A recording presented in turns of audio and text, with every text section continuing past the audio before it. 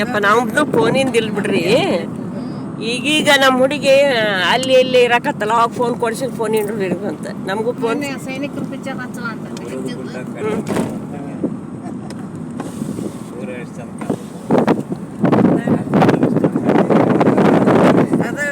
ದೂರದ ಬೆಟ್ಟ ಕಣ್ಣಿಗೆ ನುಣ್ಣಗೆ ಅಂತ ಸುಳ್ಳಲ್ರಿ ನೋಡ್ಬೇಕಂತಾರೆ ಬೆಟ್ಟ ಸಮೀಪ ಹೋದ್ರೆ ಏನು ಚಲೋ ಕಣಂಗಿಲ್ಲ. ತೋಟ ಪಾಟ ಸಿನ್ರಿ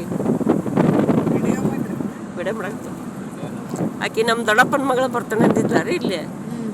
ಅದಕ್ಕೆ ಕಪಾತ್ ಗುಡ್ಡಕ್ಕೆ ಹೋಗಿ ಬಂದೇನಂತ ಕೇಳ್ತಾನೆ ಈಗ ಆಕಿನ ಅಲ್ಲಿ ಊಟಿಂದ ಕೇಳ್ತಾನೆ ರೀ.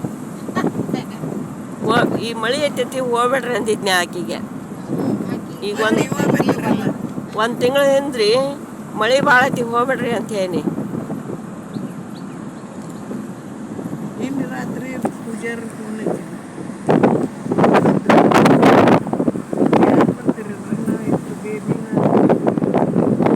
ಆಮೇಲೆ ಹಂಗ ಪಾಟೀಲ್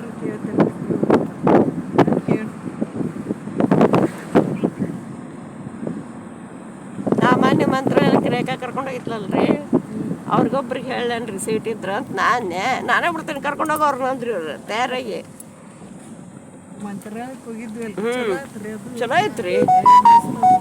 ದರ್ಶನದ ಹಾಂ ಆರಾಮ್ 5.5 ತಾಸು ಕಾಯ್ದಾರಂತ್ರಿ ಮಂದಿ. ನಾವೇನು ಡೈರೆಕ್ಟ್ ಹಂಗ ಬಸ್ಸಿಗೆ ಹೋಗಿದ್ರ ಆರಾಮ್ ಹೋಗಿ ಬಂದು ಬಿಡ್ರಿ. ನಿಮ್ಗೆ ಅವ್ರು ಕೇಳಿದ್ರು ಬಿಡ್ರಿ. ಅಂದ್ರೆ ನಮ್ಮ ಅಣ್ಣದು ಕಾರ್ ಇತ್ತಲ್ರಿ ಅದ್ರ ಕರ್ಕೊಂಡು ಹೋಗಿದ್ರು. ಹೋಗಿದ್ವಿ ಅಂದ್ರಿ ಹೋಗಿದ್ವಿ.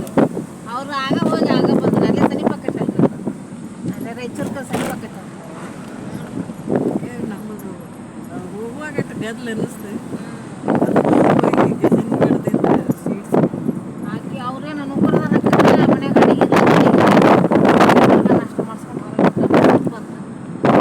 ಅಂದ್ರೆ ನಿಮಗೂ ನಾವು ಬಸ್ನ್ಯಾಗ ಉಂಡಿವಿ ಹಂಗೆ